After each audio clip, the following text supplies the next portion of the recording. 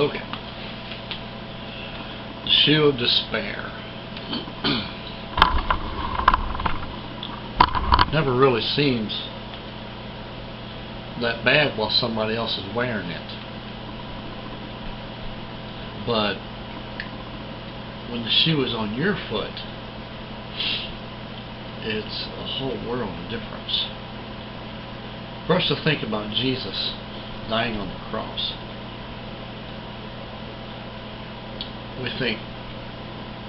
we contemplate how he could have done that.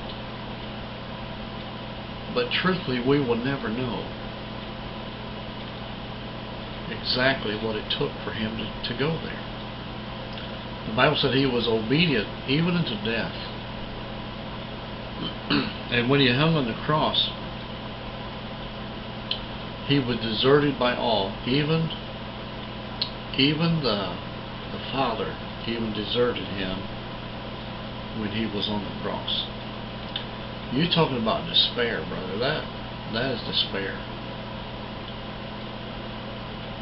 See, I as a Christian, I have a hope that God will always be with me.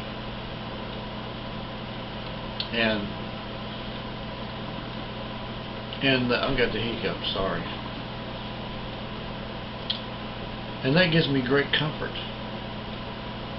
But there is no despair like knowing that all your hope is gone. And I'm thinking about people that fight cancer, people that have degenerate diseases, Alzheimer,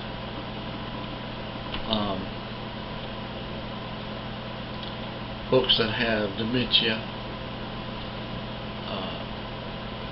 which is probably just another form, but emphysema, a lot of those things like that, things that you just don't have any hope of coming out of.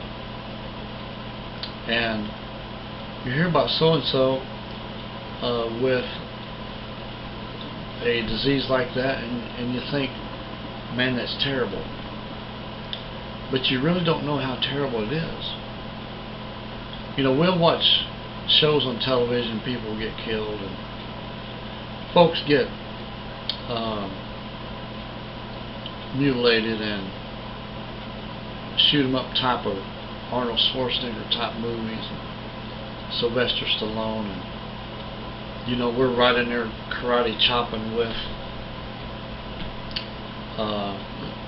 Chuck Norris, and in the movies they just leave the dead people lay off to the side, and the hero walks off laughing into the sunset. But that's not really how things are. I watched a lot of Bonanza shows, and they do that quite a bit. Gunsmoke and Rifleman and all those shows. Those things you dull your senses to the compassion. I remember when I was a little boy, you heard about somebody getting shot, and everybody was sucking wind. I remember one time talking about some lady getting raped. I was about 4 years old, but I still remember how they talked about it. I mean, it was the talk of the town. I mean, Mom and my aunt, they talked about it for several minutes. Now it's just a passing thought. Somebody gets raped, and they probably deserved it, is the thought. Or, oh well, that stuff happens. But now when the shoe gets on your foot, what if you get raped, stabbed, shot, your family member gets murdered, somebody close to you? That's called the shoe of despair. When it gets onto your foot, it's quite a bit different. You're running and screaming and hollering for help. All of a sudden, when you're in need, and the devil, he's already caused people to be dull to your need by watching all these shows that everybody's so interested in the excitement of the thrill of the power of holding a weapon and taking a life. You know, it's just not what God has meant for us to be. The Bible says the devil comes to steal, kill, and destroy.